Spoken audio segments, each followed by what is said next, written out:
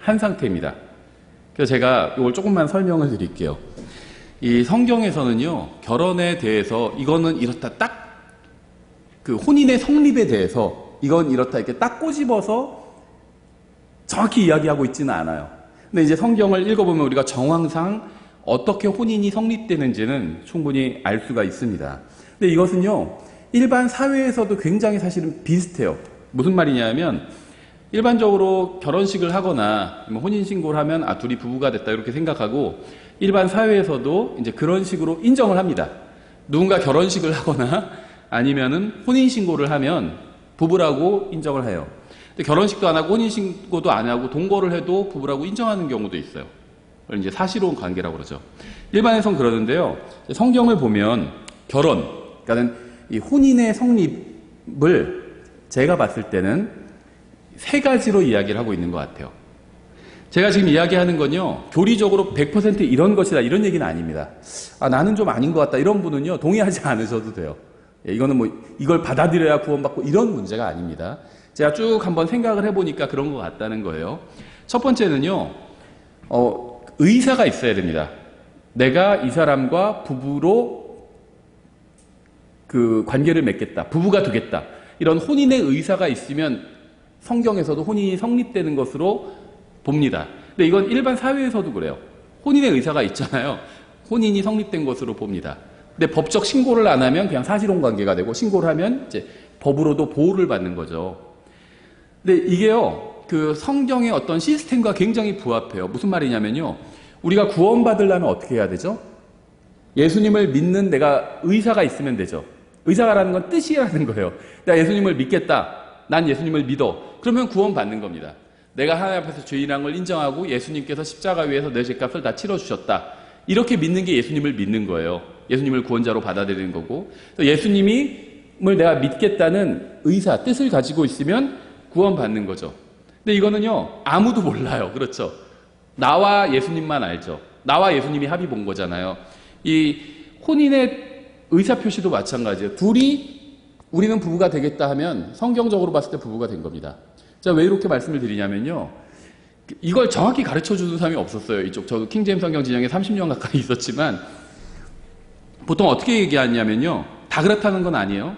근데 일반적으로 독립침례교회에서 어떻게 얘기하냐면, 부부의 의사를 갖고 동침을 하면 부부가 된다, 이렇게 가르칩니다. 그런데 이 동침하는 거는 부부가 되는 것과는 별개의 문제예요. 왜 그러냐면요, 일단 성경에서는 창녀와 동침하는 자는 합한다고 그러죠. 성경에서 뭐라고 하면 창녀와 부부가 되느니라 이렇게 말씀하고 있지 않아요. 음행한 거라고 말씀하고 있습니다. 그러니까 동침 자체가 혼인의 성립은 아니라는 겁니다. 그리고요, 성경에서는요, 동침하지 않고도 부부가 된 예가 있어요. 바로 마리아와 요셉이죠. 마리아와 요셉은요, 동침하지 않았습니다. 부부였어요. 하지만 왜냐면 천사가 네 아내 데려오기를 두려워하지 말라 이렇게 얘기했거든요, 요셉한테. 왜냐면 요셉은 자기가 동침한 적이 없는데 자기와 정혼한 마리아가 임신을 했잖아요. 그러니까 이거 이상한 여잔가 보다, 내가 그냥 파혼해야겠다 이렇게 생각했는데 천사가 나타나서 아내라고 불렀습니다. 아직 결혼식을 하지도 않았고, 그러니까 세레모니가 없어도 성경은 부부라고 인정하는 거죠. 결혼식 하기 전이에요. 혼인신고도 안 했습니다. 그런데 부부가 되겠다는 뜻을 갖고 둘이 만났잖아요. 그럼 부부로 본 겁니다, 성경에서. 동침도 안 했어요, 아직. 그런데 네 아내라고 부르고 있어요, 천사는. 요셉한테. 네 아내 마리아 데려오기를 두려워하지 말라 이렇게 부르고 있죠. 그래서 이 동침하는 문제와 혼인은요, 이건 본질적인 건 아니에요. 그래서 혼인의 첫 번째 성립 조건은 둘이 합의 의사가 있어야 됩니다. 이게 첫 번째고요. 두 번째는요, 혼인 신고가 필요하다고 생각합니다. 근데 성경에는 혼인 신고를 할지니라 이런 말은 없죠. 혼인 신고를 안 했다고 해서 둘은 부부가 아니다 이렇게 얘기하기는 어려워요. 근데 그럼에도 불구하고 저는 그 혼인 신고를 그리스도인은 해야 된다 이렇게 생각을 합니다. 왜 그러냐면요, 일단 이거는 그 성경적으로 보자면요, 이 혼인 신고 기록을 하는 거잖아요. 이건 말씀과 같아요. 우리가 구원받는 거는 내가 예수님께 구원받겠다고 요청하면, 그 예수님을 구원자로 받아들이겠다고 내 마음으로 믿으면 구원을 받는 거잖아요. 근데 이거는 어떤 증거가 없어요. 그렇죠? 다른 사람이 와서 너가 구원받았는지 아닌지 어떻게 알아? 그러면 내가 내 마음으로 믿어서 구원받은 건데 이걸 입증할 방법이 없잖아요, 마음을. 그럴 때 우리가 어떻게 하죠? 하나님의 말씀을 딱 보여주죠. 성경에서는 이렇게 마음으로 믿으면 구원받는다고 했고 나는 마음으로 믿었어. 그러니까 나의 구원을 입증해 주는 게 기록된 말씀이죠. 이 혼인신고도 마찬가지예요. 우리가 부부라는 거를 입증해 주는 게 혼인신고입니다. 기록된, 이게 법적인 장치죠.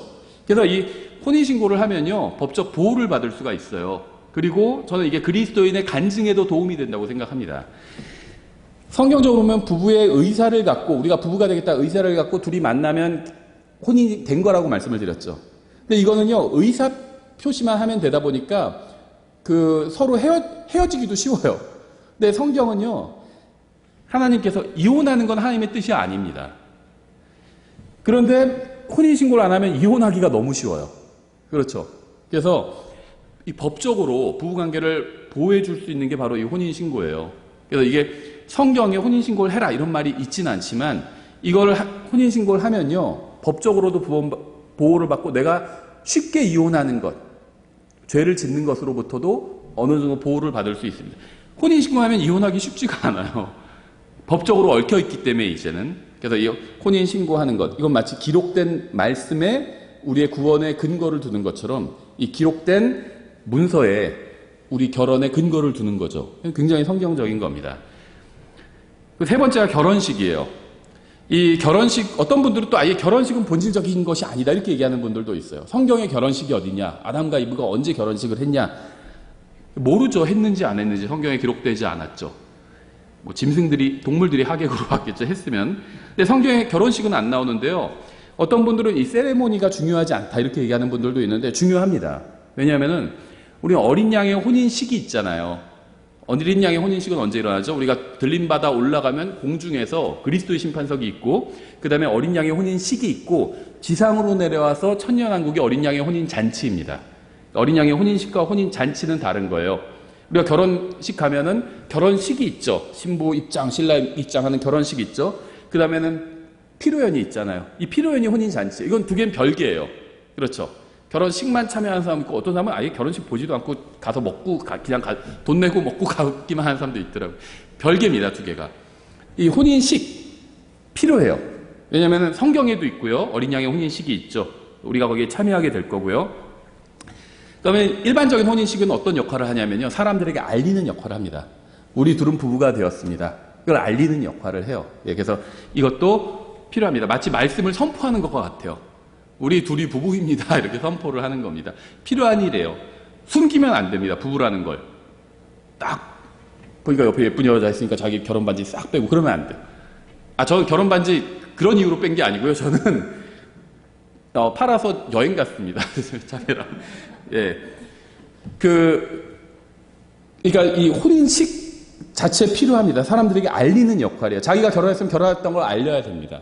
예, 근데 이 혼인식은요, 공개적으로 알리는 거예요. 내 지인과 친척들에게, 친구들에게 공개적으로 알리는 자리라서요, 혼인식을 안 하면 그 사람은 뭐 그리스도인의 간증에 문제가 있다. 이렇게 얘기는 못해요. 사정이 어려워서 못할 수도 있죠. 예전에 우리 위에 분들은요, 사정이 어려워서 못한 분들도 많아요. 근데 사정이 되면 하는 게 좋다는 겁니다.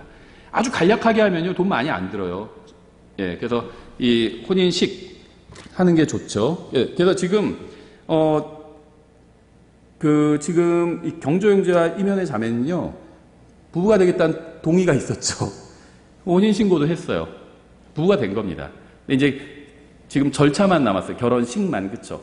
이거는 이제 12월에 이렇게 하겠다고 하니까요.